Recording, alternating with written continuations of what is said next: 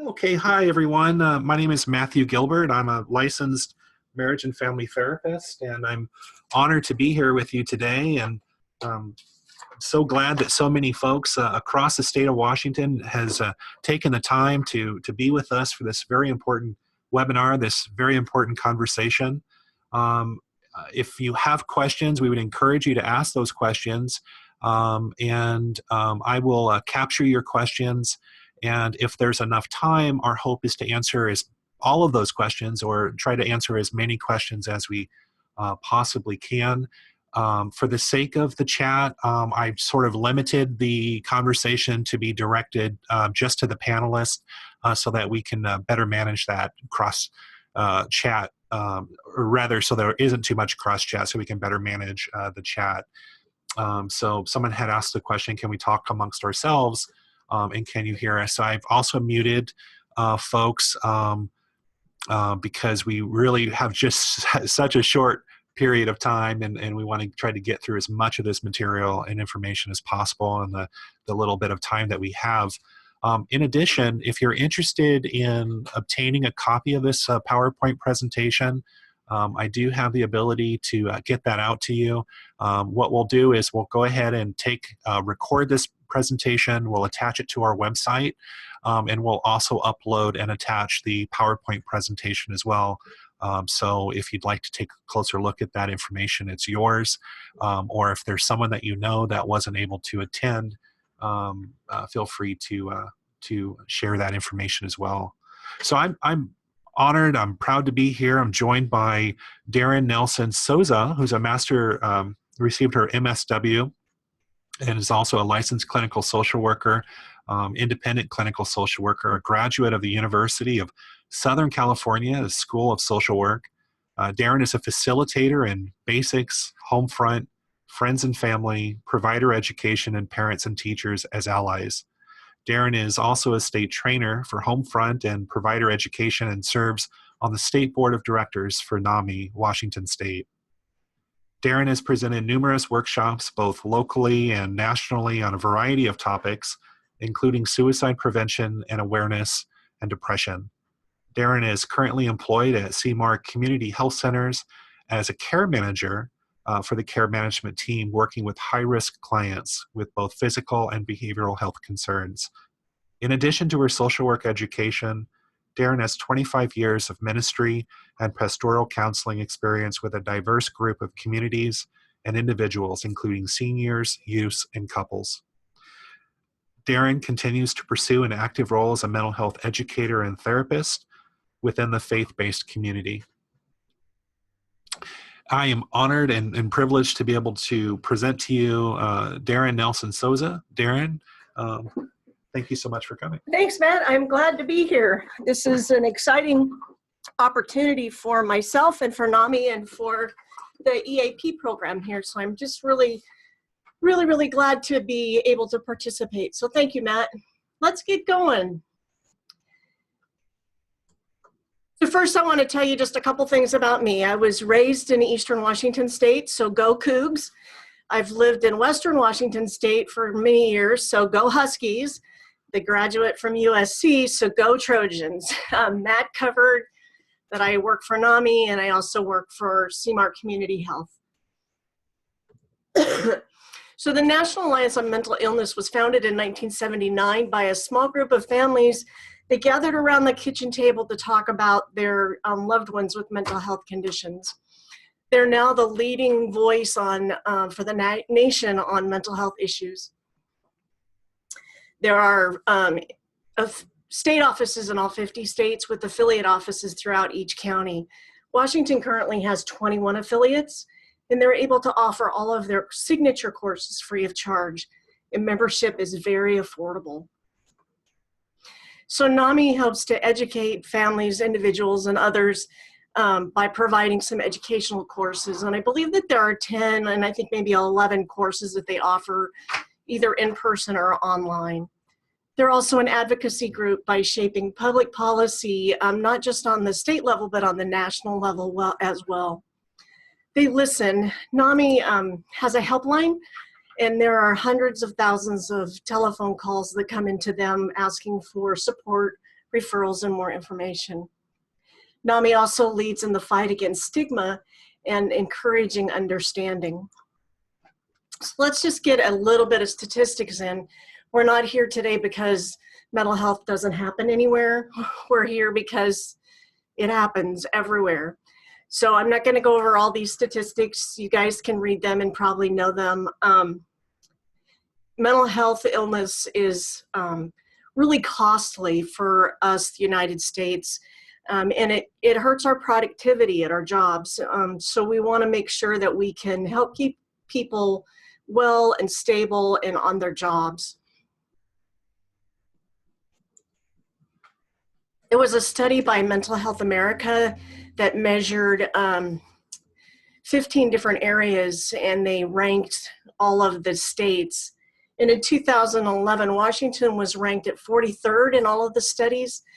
So the lower the overall ranking, it indicated a higher prevalence of mental health issues. And in 2014, Washington was ranked 30th. So there's some concerns for me as a mental health provider that we're not going in the right direction as far as providing access to mental health services. Just a quick map of the state of Washington. Suicide is such an issue for us and everyone, all ages. You can see some of the numbers. This was pulled out of the Seattle Times, but I think it actually was put together by Centers for Disease Control. So let's talk about depression and anxiety. NAMI's position that these are neurodevelopmental conditions. They're brain disorders. They're not character flaws. They're not a lacking in your life. It's in some circles, you might be told that you have these things because you don't pray hard enough, and that's just not true. These are brain disorders. It's not your loved one's fault, and it's not your fault. If you don't get anything out of what I say to you today, I hope you take that home with you. The emergence of depression and anxiety creates stress for you, for your family, for the people that you work with, for everybody. I love this little coffee drinking, stressed out guy in the corner. The emergence of depression and anxiety can be a traumatic experience. It really throws a wrench into everybody's life within the family, within the workforce. Life can actually stop when a mental health crisis hits. And so I want to make sure that we talk about the emergence of depression and anxiety as not just a little hiccup in the road, but that it's really a traumatic experience for everybody involved. I also want you to know that these two mental health conditions do not discriminate. It's not one age group more than others, one ethnic group more than others, one faith-based more than others. Depression and anxiety does not discriminate. There's 16 million adult Americans with depression and 40 million Americans with anxiety. That's a whole lot of people. So let's talk first just a little bit about the major depression or clinical depression. And so when we're talking about depression today, we're not talking about depression that rises from maybe a situation that comes and goes and maybe short-lived situation that you're able to come back to baseline and move on. We're talking about a reaction to life stress that creates an overwhelming sense of sadness or loneliness. It might manifest as being kind of scared or nervous, anxious every day. It really disrupts an ability to carry on with normal life. You don't want to get out of bed, you don't want to eat, you can't concentrate, low self-esteem, hopelessness, guilt, suicidal thoughts, and it can really feel like life has slowed down. One of the people that I have worked with describes their depression as looking from the bottom of the rabbit hole up and just seeing a little bit of the sky. It just totally shuts them down. Major depression is a serious biological disease that affects just about everything: your thoughts, your feelings, your behaviors, your mood, even your physical health. Working in the healthcare field that I do now, it's people with diabetes, generally have depression. People with heart issues generally have depression. People with COPD generally have some anxiety. So major depression and anxiety can affect your whole body. Major depression is more of a lifelong condition that might have some periods of everything's good and hunky-dory, and sometimes when the illness reoccurs and things get, really out of shape. Major depression may require some long-term treatment to help keep the symptoms from returning, just like any other chronic medical conditions. And the symptoms vary with different age groups. And we'll go through this pretty quickly. Children, I don't know if any of you have been around a child who is depressed, but there are a lot of kids who might be acting out, being angry, sad, might be, overly sensitive to rejection, might complain of having tummy aches and I don't want to go to school because my tummy hurts. Those outbursts of crying or even maybe violent outbursts. These are really persistent and they interfere with any normal social activities. And even kids, sad to say, as young as 5 can have suicidal thoughts. And that quote came out of CNN, and Centers for Disease Control and Prevention said that children as young as 5 have had suicides. That blows me away. 1,309 children ages 5 to 12 took their lives in the United States. Youth and adolescents might manifest a little bit differently, but I really know that this is a major risk factor for suicide, especially when you have some suicide pacts and friends making agreements. If you do it, I'll do it, and doing it together. So a depression in a youth or an adolescent really has serious ramifications for their social growth, and it can slow or deter the educational process. Rates increase on puberty, and it affects their normal developmental processes. So they can be irritable, they can be sick, they can have eating disorders, refusals to attend school. A big one is a decline in academic performance and an increase in substance misuse and behavioral problems. They've done a bunch of studies that indicate that maybe some of the potential contributors to depression in youth and adolescents are just the chemical changes that happen in puberty, the brain and cognitive maturing when that amygdala and the prefrontal cortex start to grow and develop. Can be a time for that. That enhanced social understanding, where do I fit in the world, and that self-awareness, who am I in the world, and all those increased levels of stress that go with, growing up, being more responsible. And the sad fact, suicide is the second leading cause of death among people ages 10 to 35. Adults ages 35 to 54, there's feelings of sadness, loneliness, emptiness, and it's nearly every day. We'll see people withdraw from normal activities, maybe have more absenteeism at work. They'll stop hanging out at church or going to groups or exercising. There's generally changes in sleep, appetite, concentration, hopelessness. And it feels like, as I had said earlier, that life has just kind of slowed down or stopped. 1 out of 8 women have some depression issues, and we account for the largest demographic. And they say that maybe there's a connection between mood changes and reproductive health. In fact, there's a question here specifically on that. Can menopause affect your mental health? Of course. We're going to get into that in this next age group that we talk about. Thank you for that question. Yes, we can see changes in mental health through menopause, as we can in puberty, and just the changes in life. So seniors, more than 2 million of the 34 million Americans age 65 or older suffer from some form of depression.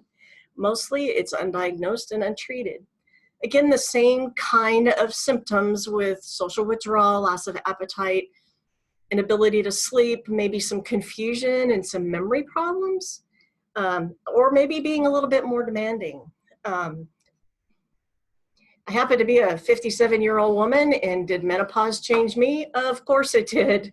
The irritability, the memory problems, being very demanding, my spouse would agree with all of those. It's a matter of, are they short-term and we navigate through them, or do they become something that cripples us? Those are the kind of the important distinctions for when it's just some depression or behavioral change because of chemical changes that can be treated, or if it's a long-term major depressive issue that needs to be addressed more consistently. Suicide in this demographic of seniors is increasing. It's mostly white males. And the thing that kind of bothers me, because I work in the healthcare industry, is that many of these older adults who die by suicide have seen their PCP within the last month prior to their death.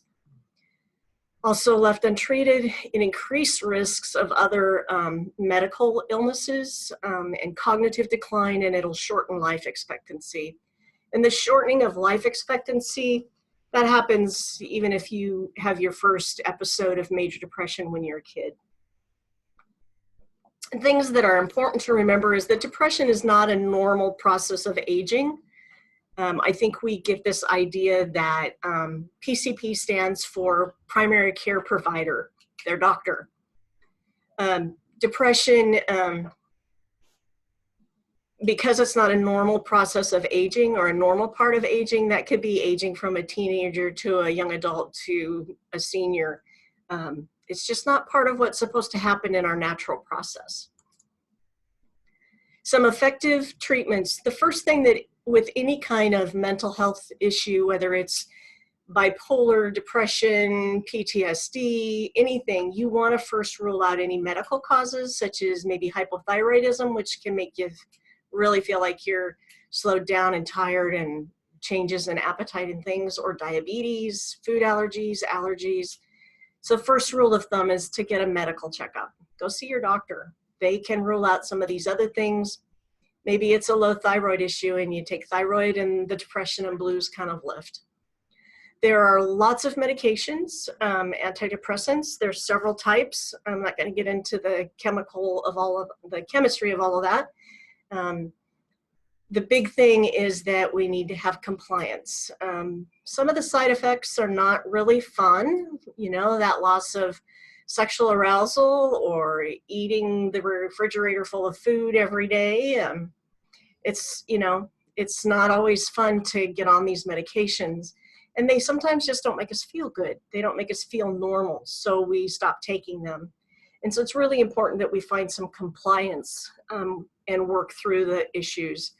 And not all medications are appropriate across the age groups. Several medications you don't give to teenagers because it increases their suicidal ideation. Might not be a good medication for a senior because it increases maybe their anxiety rather than help their depression. And therapy. Talk therapy is the best, I think. Psychotherapy that focuses on problem solving, cognitive processes to help understand the thought processes. We were talking a little bit earlier about CBT, the cognitive behavioral treatment modalities, that cognitive processing about our depression really helps us to understand what our brains are doing and how we can build some better coping skills. The best combination for depression seems to be medication and therapy. They work well together.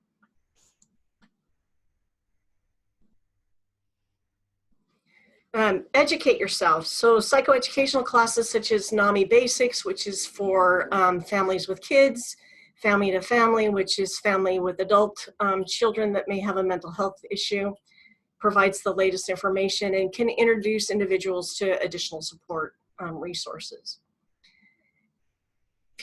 Another thing, if you don't take anything else away from you today, talk. If you or your loved one is depressed, talk about it with your providers. Find ways to get yourself help and get your loved ones help. Find ways to offer support if you're supporting someone with depression, or find ways to get support. And if you're having suicidal thoughts, or you're suspecting your loved one with depression is having suicidal thoughts, I really want to encourage you to ask and to act. Are you suicidal? Yes. Do you have a plan? Yes. Do you have the means? Yes.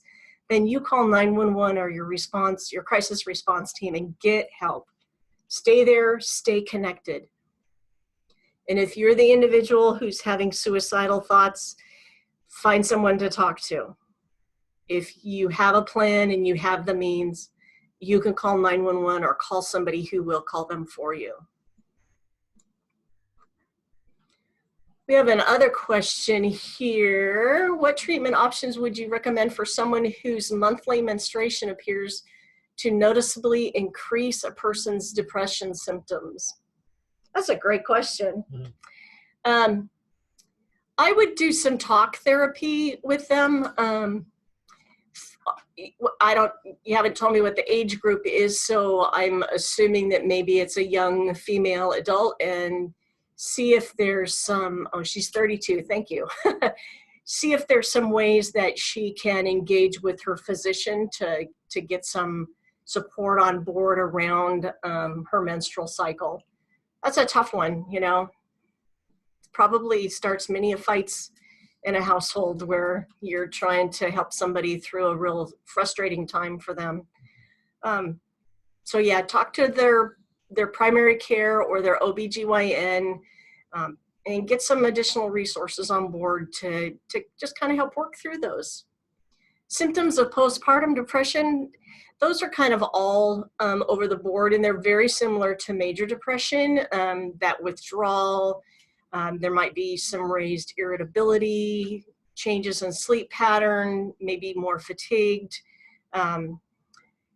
disengaged from caring for their child. I think that, and this is just my opinion, but I think there's some prepartum depression that can happen too, that can set a deeper postpartum depression after the baby is born.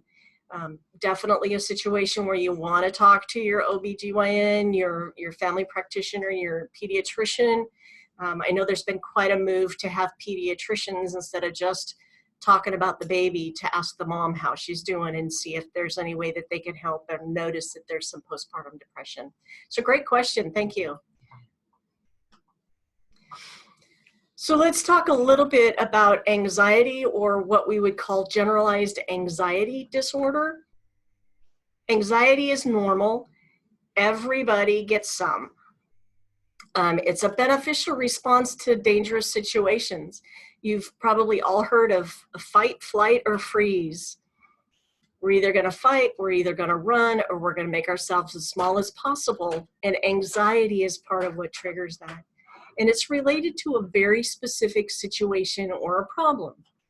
Some of us have some test anxiety. Well, the very specific situation is the test. Or it might be a problem on the test that creates more anxiety. But it's very related to the specific problem. And it motivates change. So if I have a test come in, my anxiety is going to motivate me to study more for my test.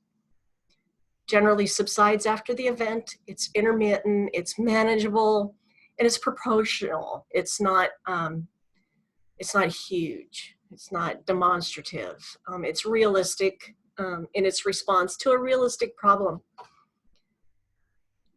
To have a diagnosis of anxiety, it's a little bit different. It's an anxiety that comes up for no reason at all, and it's really out of proportion, and it lasts way longer after the situation resolves.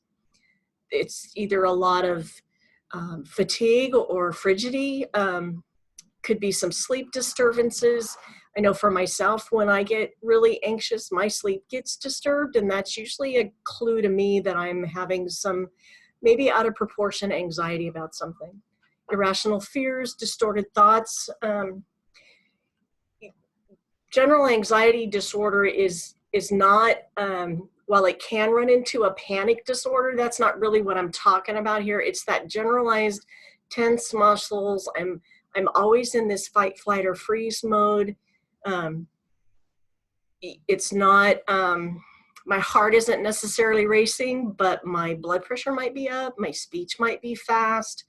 I might not be able to focus on what's happening. My stomach gets upset. I might have some intestinal issues.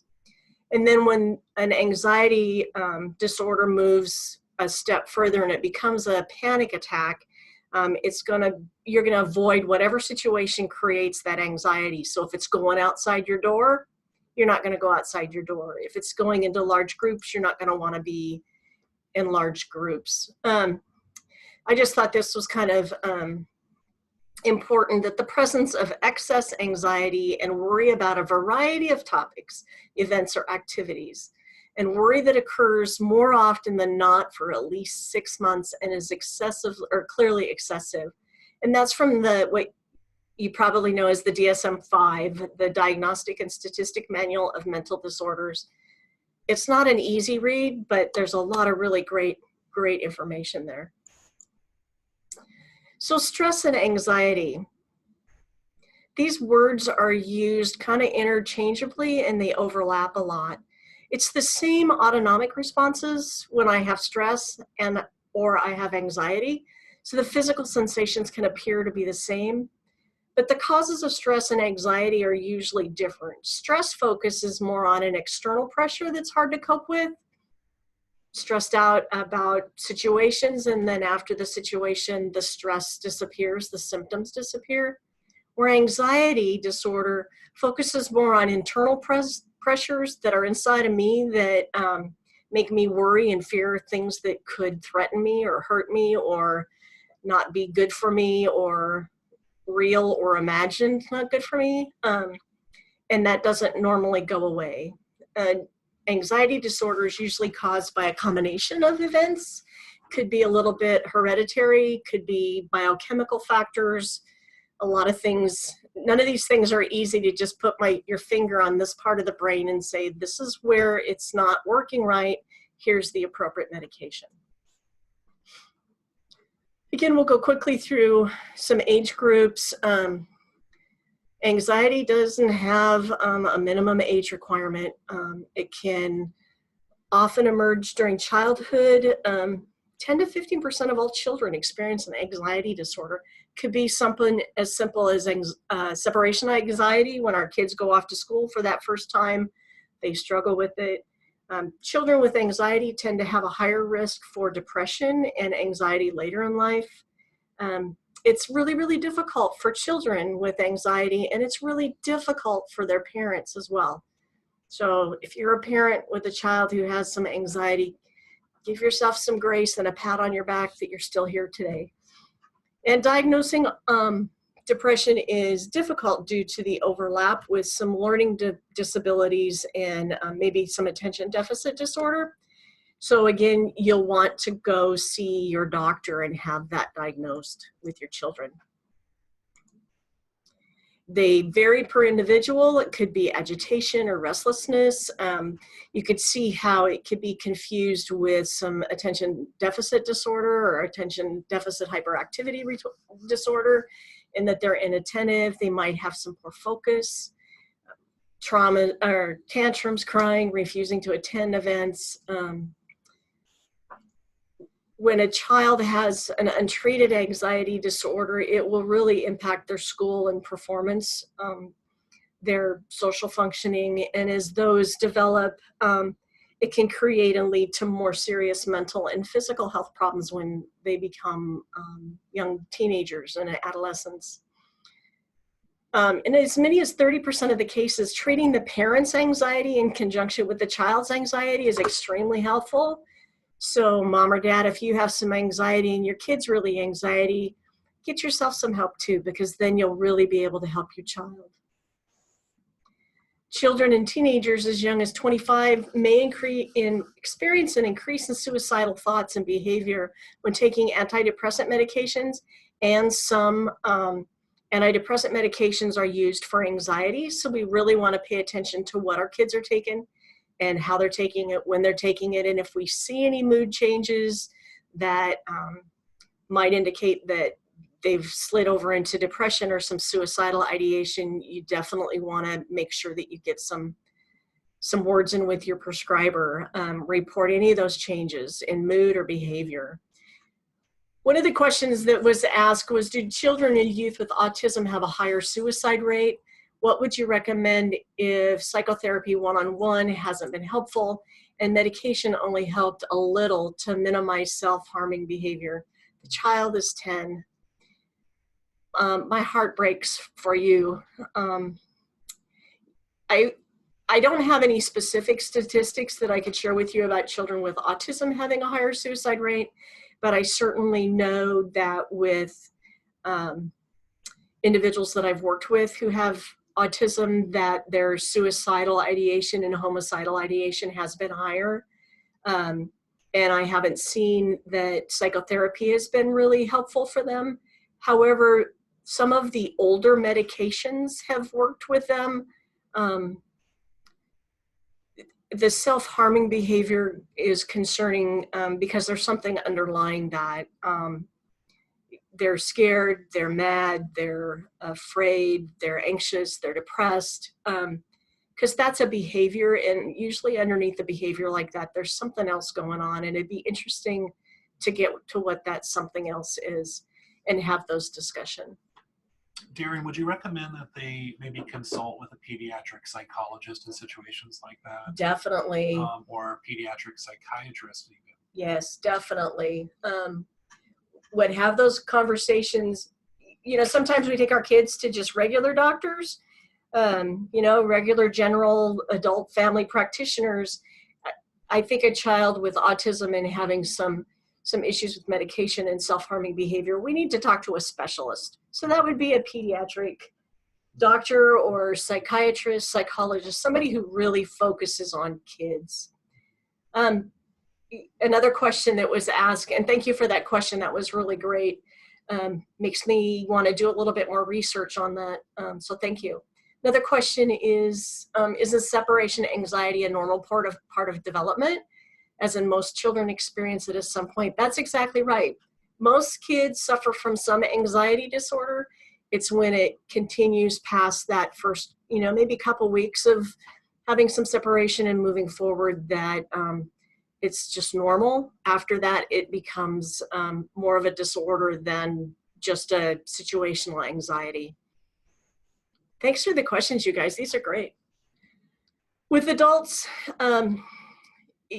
anxiety can rise suddenly, as in a panic, or it can gradually rise over several minutes or hours or days. It might last a few seconds to years. The longer the duration is more characteristic of a disorder rather than situational anxiety.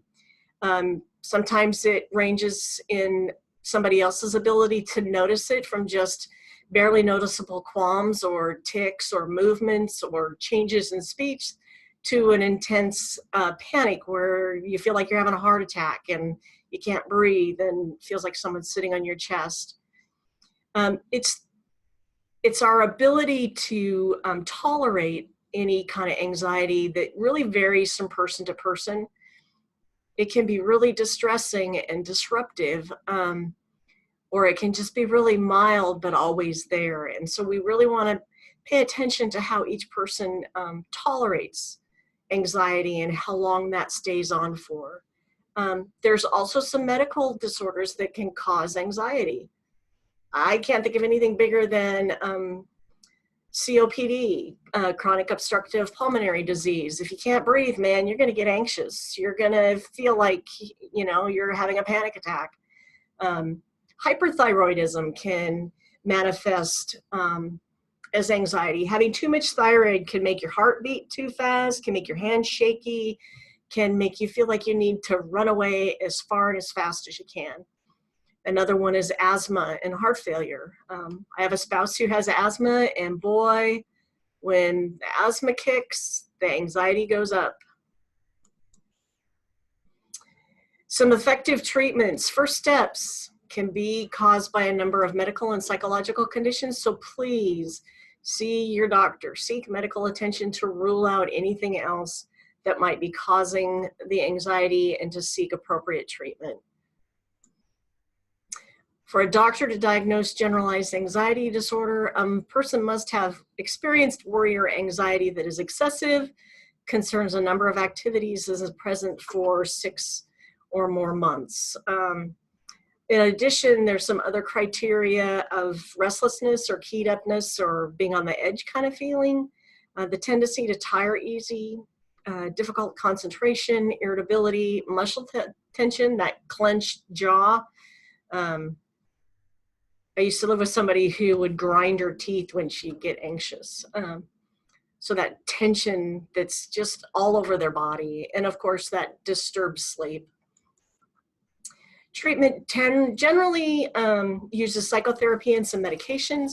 They can also include some alternative treatments, such as meditation, mindfulness training, yoga. You know, if you're really anxious, get out and walk. Maybe that will help alleviate some of that just kind of on the edge, pent up energy. Some of the medications that they use are antidepressant medications, and I've listed some there that are the more common ones. Again, these medications aren't appropriate for everyone in all age groups. I would be highly concerned if my 10-year-old was on Prozac and not being monitored really closely. Prozac's one of those that used to really throw kids into suicidal ideation. So it's important that we have these conversations with our kids and we really watch them and make sure we get what they need, not just what somebody thinks they need. Frequently used are some sedatives and some anxiety medications. You might hear the phrase benzos. I know that there's a lot of concern about the addictive nature of these medications, and that they're pretty high risk for being abused by individuals. So those medications should be taken with the education on board that they're addictive and can be abused. Again, therapy, talk therapy, encourage learning the connections between our thoughts, our feelings, and our behavior. Again, it's a CBT kind of based. Learning coping skills such as breathing or focused activities, some relaxation techniques. I'm a counted cross stitch junkie. That's my go-to for relaxation. I can just about do anything and walk through anything if I have my counted cross stitch with me. It's my relaxation technique. So if you think you have any of these symptoms, again, consult a doctor, talk to them about what you're feeling, and discuss the benefits and the risks of any medications or therapy. When stress leads to anxiety and depression, how do I get up and go to work? How do I cope with daily tasks and move forward? How do I get my kids up and get them to school? Or how do I get to my job and deal with all my coworkers? And can I ever find any recovery and happiness again when I'm so depressed and anxious? Someone had asked about using cannabis for anxiety.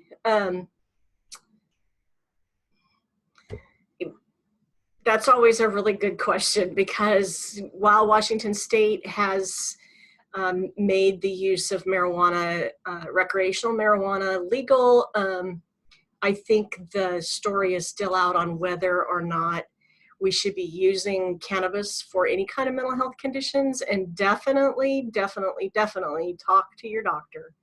If you are using and getting other medications for depression and anxiety, it's really good to let your doctor know that you're using cannabis.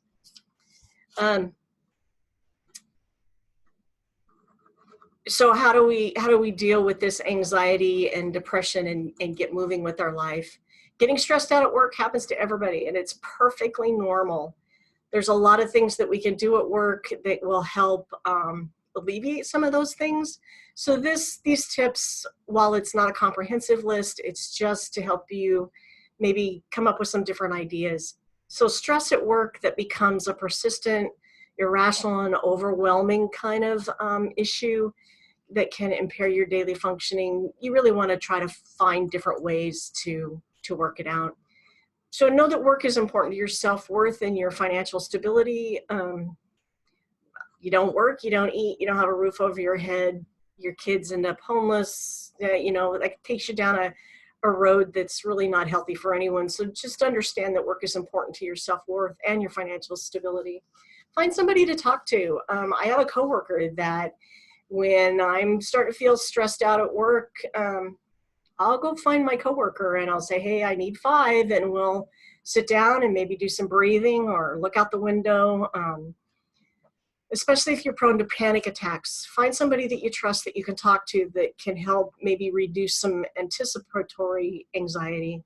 Get some education, figure out what your symptoms are, and how to handle it at work. There's a typo there. How to handle that at work. If you're starting to feel anxious and it's starting to take over and the narrative gets long in your head, recognize those kind of preemptory symptoms about when you start walking down that road, and figure out how you can handle it at work. Take a break, go to the restroom, a nice cold splash of water on your face, grounding yourself. Yeah. Practice really good time management skills. Make to-do lists. Prioritize what you have to do. Work your day. If it's 8 to 5, work 8 to 5, take your lunch and go home. So plan and prepare. Set out many deadlines for yourself if you're working on really big projects. This is one for me that I needed to probably bold and yellow highlight, is to be realistic and don't overcommit yourself. Saying no is just the smallest word in the whole world, and it's so hard to say.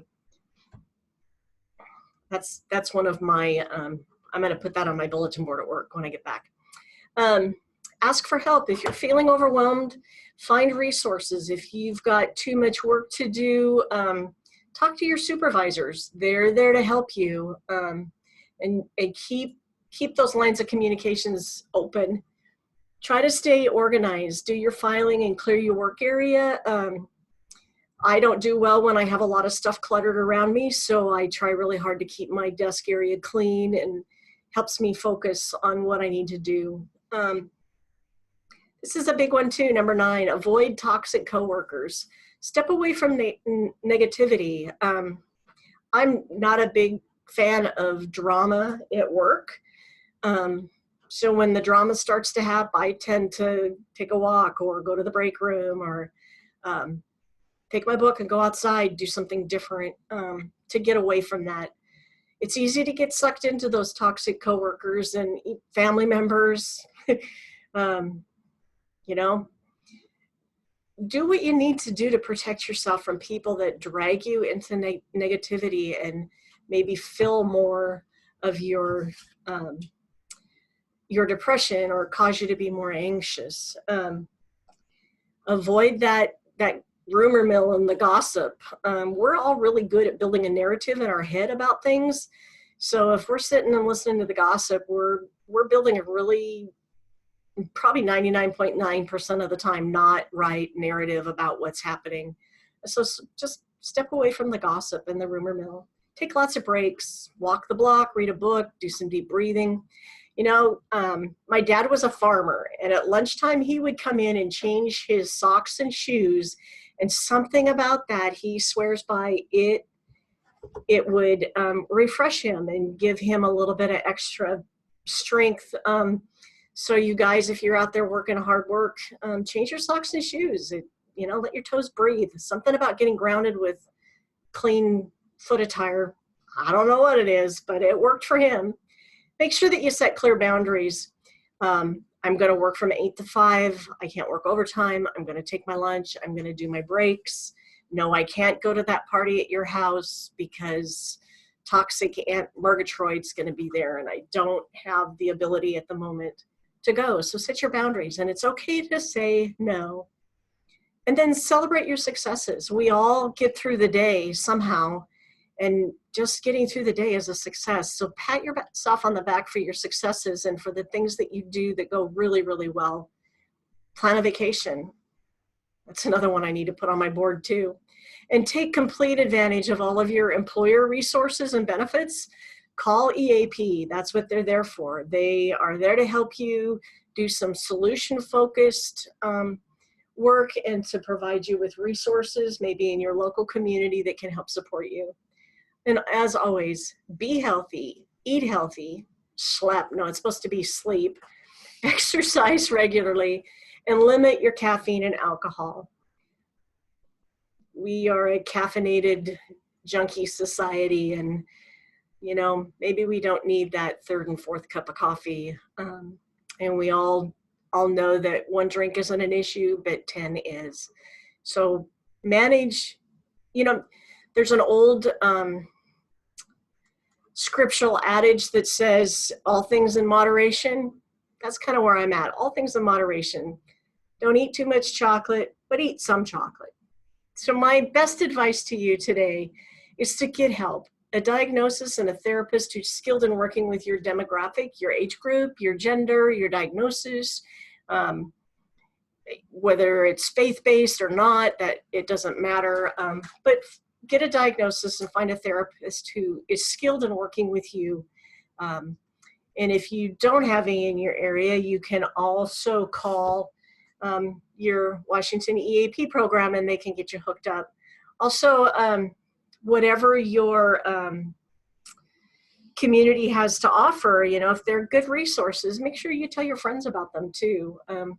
We want to make sure that there's a way for you each to connect with someone who can help you through your issues or help you support somebody who's going through issues. If you're prescribed a medication, take your medication and give it a chance to work.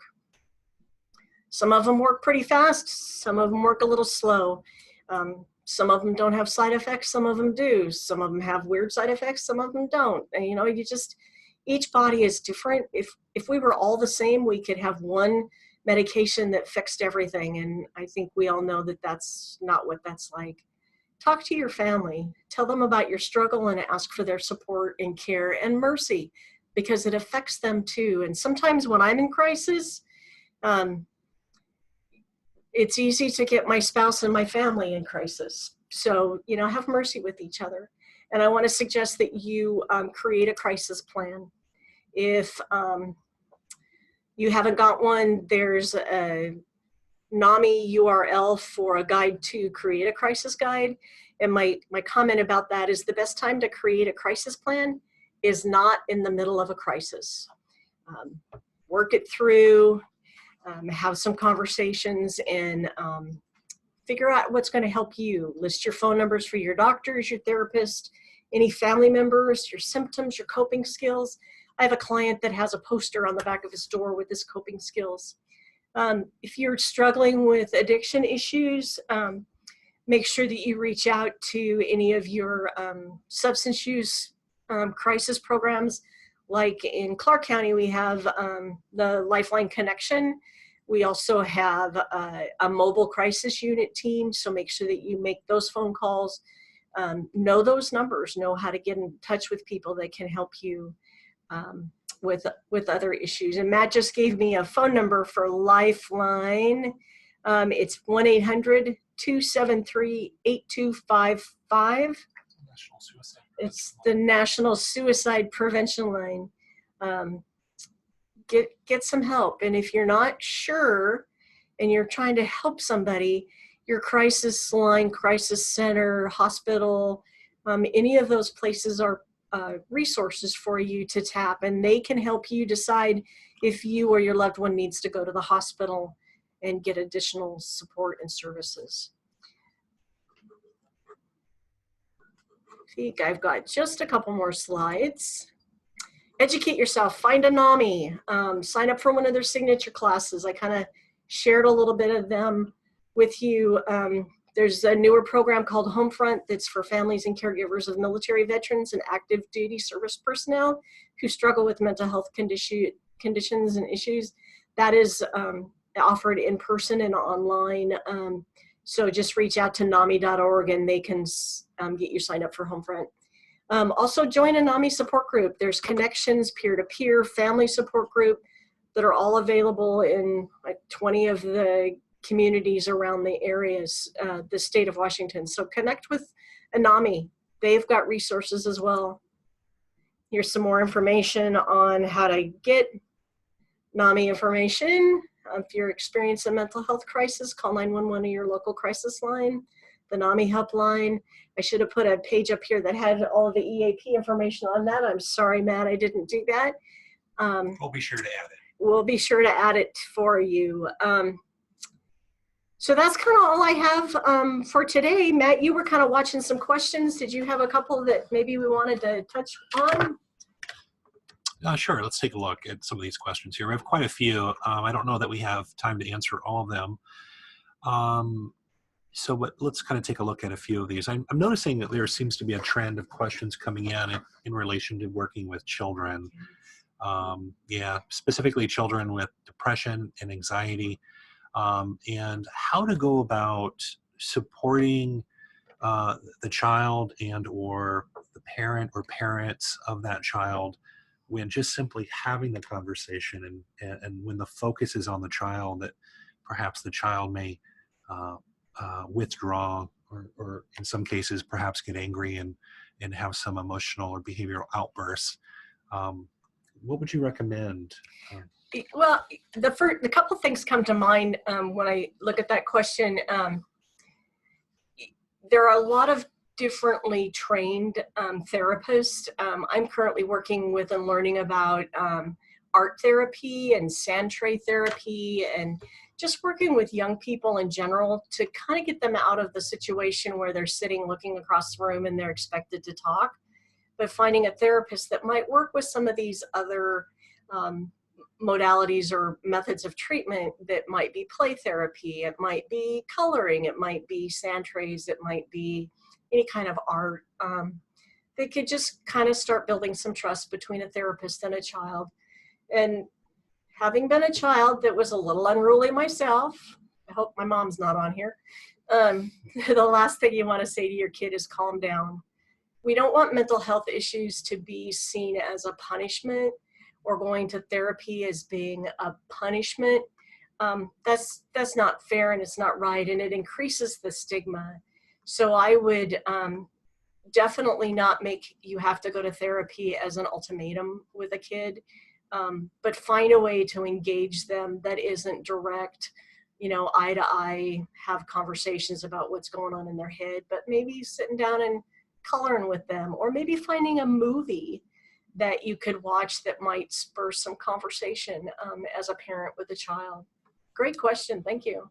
We have another question here of what's your position or opinion on the benefits of having a pet, specifically and with children? Do you see a benefit in that? I love pets. I think having a critter of some kind is really a good tool for somebody who's struggling, adult, kid, anybody who's struggling with some depression and anxiety, and just, letting them hang out with that cuddly little critter, a cat or a dog. On the question, it said a lizard. I'm not too sure about lizards and snakes, but hey, everybody's different, right? Could be, snake would create PTSD in me, but I think pets are great. And know that if your child or you needs a therapy pet, to go to a mental health therapist and have an order written for that. In the state of Washington, that has to come from a therapist, not necessarily from your doctor. So that allows you to be able to take your pet with you in a lot of different situations than if you didn't have it. You can fly with a companion pet, you can go to the grocery store, all kinds of things that you couldn't do if you didn't have that. So make sure that you look out for what you need to do in your area as far as being legal to take those critters with you. Okay. And some folks are asking, how do I access help if I find myself or know of someone that's potentially living with depression and anxiety? What would be the best point of access or a possible point of access? I think you may have addressed this earlier, but would you be willing to share maybe some resources? I grew up in Eastern Washington in a very, very small town, and there weren't a lot of resources to access for help. Fortunately in the school system generally will have somebody that they can refer to, whether it's a county social worker, mental health worker, or if the school district's big enough to have one of their own, that's where I would kind of access some help for my kid is, find somebody who works with kids, and the school's the best place to go.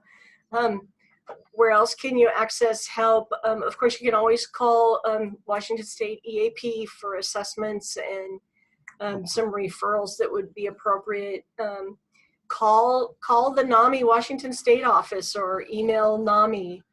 And if EAP doesn't help, keep banging on the door. Yeah. Don't Yeah. stop banging on the door. I don't know where you're at, but if you're in a small community, maybe find a member of the clergy or a doctor or a nurse that you can talk with and find some good resources and support.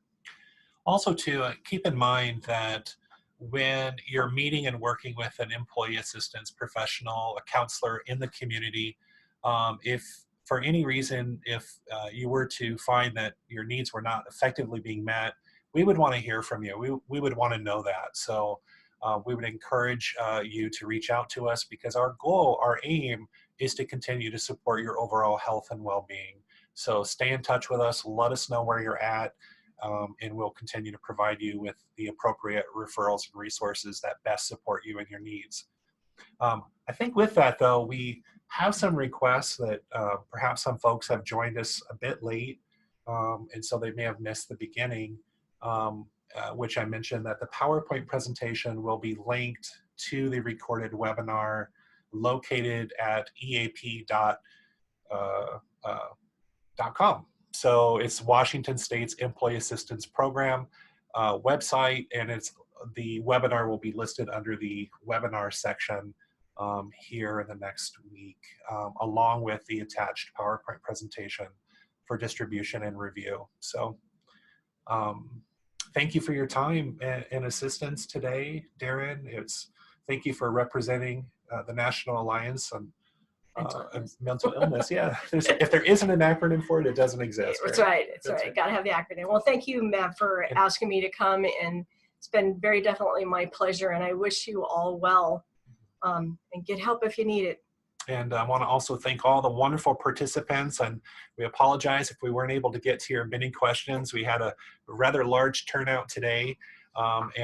So if you have any questions that went unanswered, I would encourage you to reach out to your employee assistance program and allow us to continue this conversation. Thank you all, and thanks again, Darren. Thank you, Matt. Bye-bye.